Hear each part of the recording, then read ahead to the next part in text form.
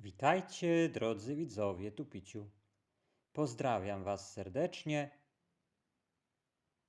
Chcę Wam pokazać wizerunek błogosławionego Jerzego Matulewicza, oddanego sługę Kościoła.